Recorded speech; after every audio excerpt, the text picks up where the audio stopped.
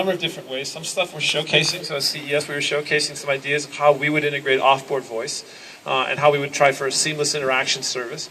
And then there's the idea of recognizing that our vehicles, whether they're the F-150 used by the Canadian mining companies, are being used in places where there might not be data connection. So we don't have the off-board voice available. So how do we handle that? What do we do? It's a rich space. It's a fantastic space.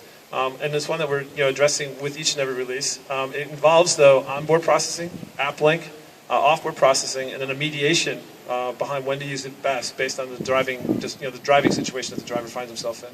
I mean, we're seeing stuff where cognitive load's looking at, and based on what you're thinking, we could potentially change the voice instructions to just get you really calm. Like, okay, just tell me yes or no. Do you want to go straight or do you want to go right? So things like that we're looking at. Hey John, how you doing? Thank you very much for your speech. I really enjoyed it. Could you talk a little bit about vehicle-to-vehicle communication and what kind of applications that may be enabling in the near and longer term? Sure. I do need the caveat. I'm not a V2V expert. I'm not a safety person. So I want to make sure that caveat's laid out there. In the early 80s, late 80s, early 90s, Motorola actually was asked by the DOT to put together the idea of the concept of sensors and technologies and the idea of vehicle-to-vehicle, which was the idea of vehicles talking to each other using radio waves and then vehicles talking to infrastructure using that technology implemented into the road. What we didn't anticipate in the industry was the rapid acclimation of mobile devices and the ability of these mobile devices to now themselves become so incredibly complex and intuitive that you can have them communicate with each other either through NFC or Bluetooth or Wi-Fi. And so there's an entire rethinking going on where we have this marriage of people who are not auto people, myself included, coming in saying, hey, we can do what you were thinking about 25 years ago without necessarily all the heavy-duty infrastructure that you were thinking about. We can enable V2V using phones in a car. And we can enable all the cool things that you wanted to do with V2V, including safety, logistics management, traffic management, road congestion management. We can do all those cool things. And so there's a conversation ongoing right now trying to figure out what's the best way to marry the technology that is currently used by consumers in a way that we can use it in cars that achieve those kinds of objectives. And we're pretty bullish on it. Because at the end of the day, what you're talking about is a highly interconnected network of devices that happen to move at 70 plus miles an hour.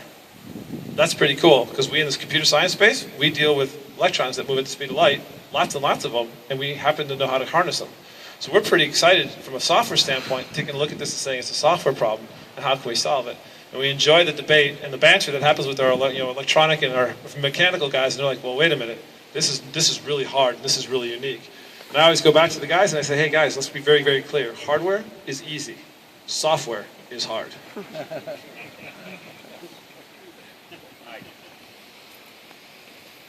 Hi, Joe Dolan from Odine. I got a question. You talked about kind of an explosion of processors, a lot of processors coming onto the vehicle. Do you see a time when maybe major processes are run on the cloud and that the connectivity is so good that the vehicle actually doesn't have that many more processors, but external processing? Yeah, so there is, I didn't get into it, so thank you very much for the question. It gives me a chance to wax a little bit on that. We are showing, if you have a fuel management, or let's go look at a hybrid car where you have the concept of the ability to have both an ICE and an electric motor, and you have the ability to switch them dynamically. So we have vehicles like that today based on power loads and issues and what we need.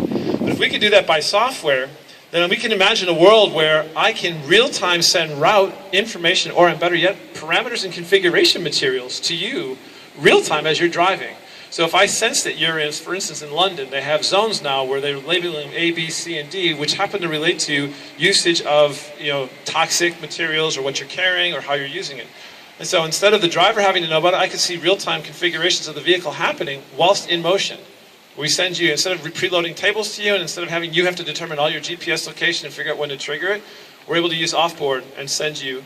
And so the car gets to a stasis point where it becomes a very, very strong, solid virtual sandbox, and then we are able to send you configurations of behaviors.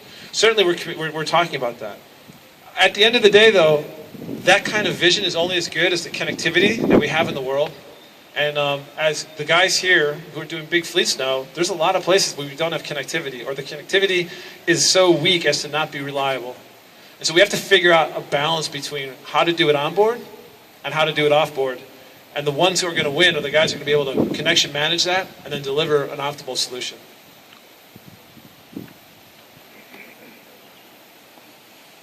Anybody else? Is that it? All right. All right, very good. One more time for John. Real enlightening stuff there. And that takes us to about 1:30, ladies and gentlemen.